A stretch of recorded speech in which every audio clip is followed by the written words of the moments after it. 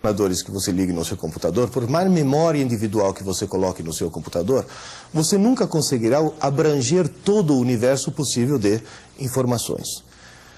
Como indivíduo, obviamente. O que você deve fazer é tentar conectar o seu computador a uma rede externa, tentar conectar o seu computador ao mundo.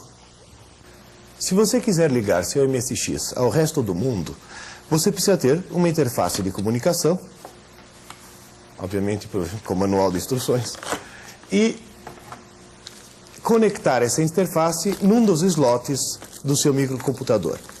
Quando você conecta uma interface dessas no slot A ou B do microcomputador, é indiferente, ele passa a poder conversar ou via cabo ou via telefone com outros microcomputadores. Você passa a ter acesso a outros bancos de dados muito mais vastos do que os bancos de dados que você pode armazenar em sua própria casa. E você passa a ter, inclusive, a possibilidade de ligar diretamente o seu MSX num computador de maior porte, como, por exemplo, um IBM PC. Esse IBM PC, por exemplo, é um microcomputador de uma escala de grandeza completamente diferente do de um MSX. É um microcomputador que pode ter 2, 4, até 10 mega de memória RAM, pode ter um disco Winchester de 20, 40, 60 megabytes em disco rígido. E tem inclusive a possibilidade de poder operar com 20 ou 30 usuários simultaneamente. Obviamente se trata de uma máquina de porte completamente diferente e obviamente ela custa muito, muito mais caro do que um MSX. Quando nós queremos, com um computador grande, fazer com que vários usuários o utilizem simultaneamente, por exemplo, dentro de uma empresa, nós devemos colocar vários terminais. Acontece que os terminais para uma máquina desse tipo são equipamentos consideravelmente dispendiosos. Por que não utilizar o MSX como terminal de uma máquina dessa? Isso funciona perfeitamente. Com essa interface de comunicação, você pode ligar o seu microcomputador MSX a um IBM PC e ele passa a funcionar como terminal.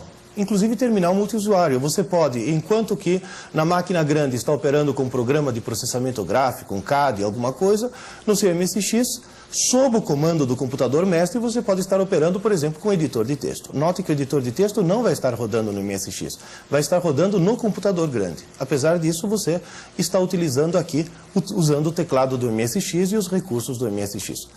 Como vantagem adicional, além de ter um terminal barato, quando você desconecta a ligação entre o MSX e o microcomputador grande, você pode fazer com que esse MSX, ao contrário do que aconteceria com o terminal burro, que simplesmente fica inútil, você possa fazer ligações, por exemplo, através do telefone e acessar um videotexto, um Sampa, um Cirandão, ou algum programa, algum banco de dados geral, ao qual você passa a ter acesso. Vamos ver um pouquinho como funciona o videotexto, por exemplo, no MSX.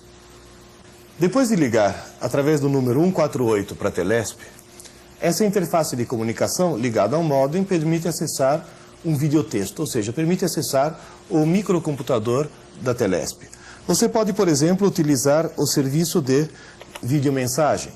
O serviço de videomensagem é um serviço no qual você trabalha como se estivesse usando um telex eletrônico, uma caixa postal eletrônica. Você deve digitar o seu nome, alguns escolhem pseudônimos, eu escolhi meu próprio nome, que é tão complicado que ninguém nunca iria conseguir adivinhar. Você digita, depois do nome, uma senha secreta, que felizmente não vai aparecer na tela, senão todos vocês vão entrar no meu serviço de videomensagem. E depois de um certo tempo, o computador da Telesp me coloca em contato com a videomensagem. Não há mensagem para mim, então eu vou enviar uma mensagem para algum amigo. Eu chamo a lista de participantes e o computador da Telesp me pede pelo menos as primeiras letras de quem eu quero consultar. Vou consultar um amigo, Oscar, cujo sobrenome eu esqueci. O computador da Telesp me fornece todos os Oscar e Os alguma coisa cadastrados. Eu lembrei agora que é Oscar Burdi, número 2, eu chamo o número 2 e já o computador me coloca em contato com a caixa postal do Oscar Burdi, para o qual eu posso enviar alguma mensagem. Por exemplo, ele aqui está enviando uma mensagem genérica, dizendo obrigado pela sua mensagem, responderei em breve. E depois da apresentação dessa mensagem genérica do Oscar, é que vai aparecer o espaço para que eu possa registrar a minha própria mensagem. Eu teclo uma mensagem qualquer.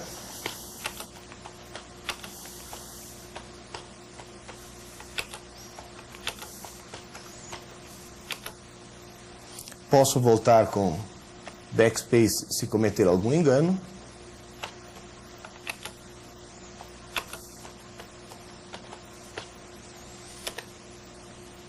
Para finalizar a mensagem,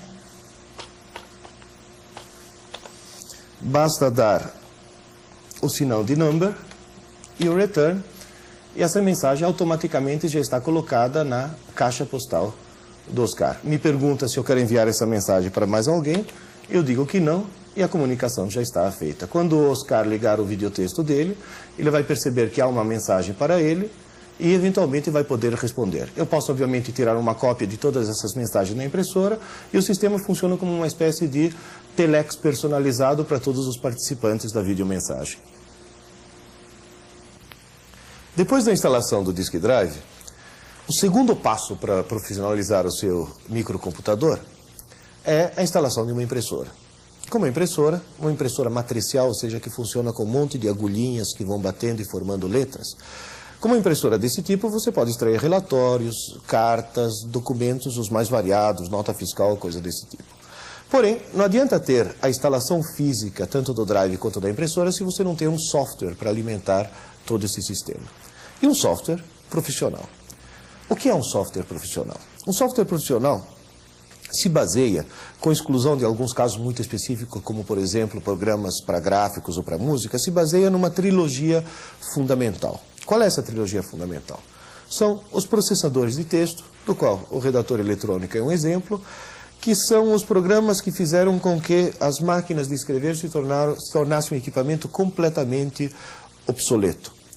Nós temos as planilhas eletrônicas, do qual o exemplo aqui é o SuperCalc 2, que foram inclusive as responsáveis pela grande revolução que houve na microinformática, foram as responsáveis pelo grande boom que houve na computação, e os bancos de dados, do qual temos aqui o exemplo DBase 2.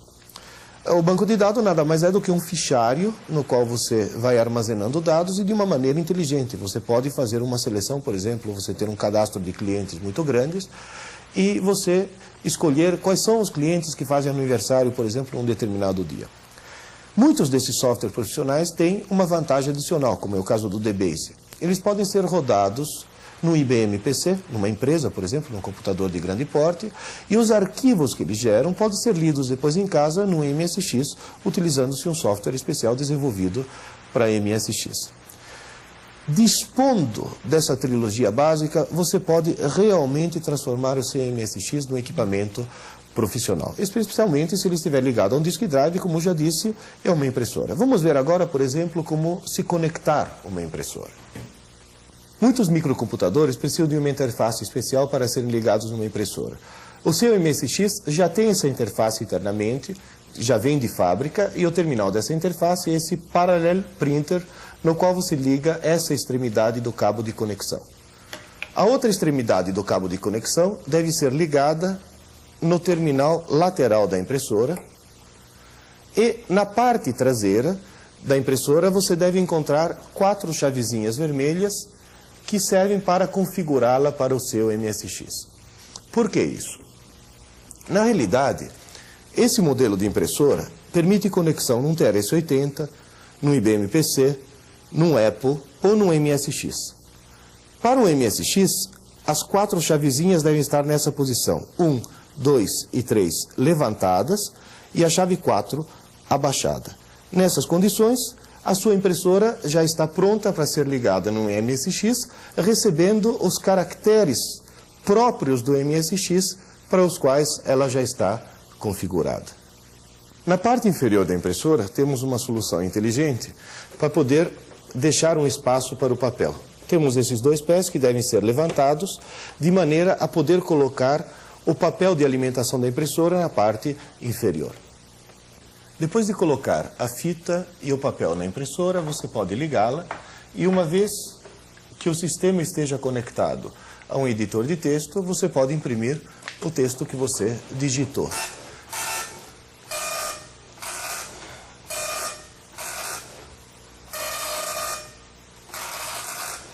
Vamos ver agora o resultado dessa nossa impressão. Como você pode notar, a impressora imprimiu cada linha num tipo de letra diferente. Chegamos ao absurdo, inclusive, de imprimir alguma coisa em gótico. Essa possibilidade dessa impressora se deve a uma característica toda especial dela. Ela possui uma memória na qual ela pode armazenar outros alfabetos que não os alfabetos residentes dela, que foram carregados através do computador por um software especial. Através desse software, você pode escolher outras fontes alternativas, ou seja, outros formatos de letras para os quais o seu computador vai escrever na impressora. Obviamente, você pode, além de utilizar o software que está aqui demonstrado, você pode desenhar as suas próprias fontes. Você pode escrever em outros alfabetos, você pode escrever em grego, você pode escrever em katakana, em japonês, você pode escrever com o alfabeto hebraico e com os tipos de letras e formas de letras que você resolva definir. Este não é o único recurso dessa impressora. Nesse livro, por exemplo, você tem um software que permite fazer a cópia gráfica de uma tela, copiando a tela do MSX ponto a ponto na impressora que nós estamos usando nesse momento.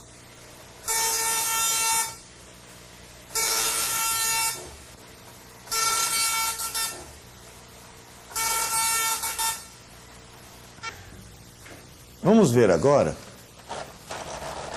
uma comparação entre a cópia que nós tiramos na impressora e uma cópia do que nós temos na tela. Você pode, por exemplo, utilizando um desses recursos, desenhar o logotipo da sua empresa no seu MSX, colocar a impressora no modo gráfico e antes de tirar uma carta ou alguma correspondência ou coisa desse tipo, você faz antes o desenho do logotipo e depois sai o texto normal.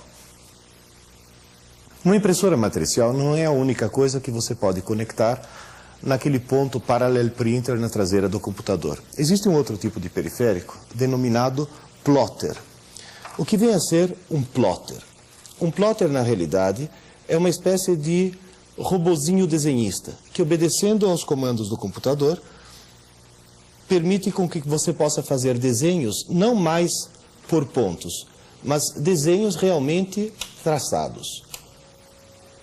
Você liga na parte traseira, carrega o software adequado no computador e comanda a transmissão de dados do microcomputador para a plotter. Nesse momento, ela começa automaticamente a desenhar todas as informações contidas na memória do computador.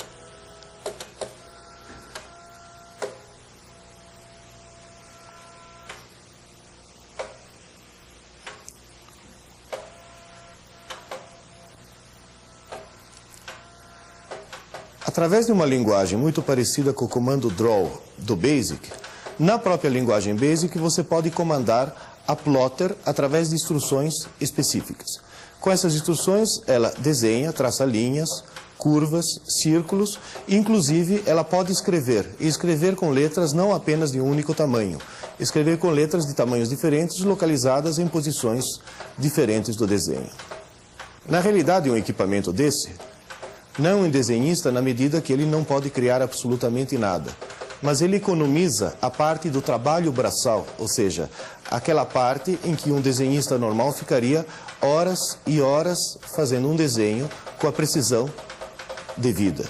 Essa plotter, só para termos uma ideia, ela tem uma precisão de 100 micra, ou seja, 1/10 de milímetro, e uma reprodutibilidade total. Se a caneta está numa certa posição, se movimenta bastante e você a manda retornar para a mesma posição, ela retorna exatamente para a mesma posição inicial.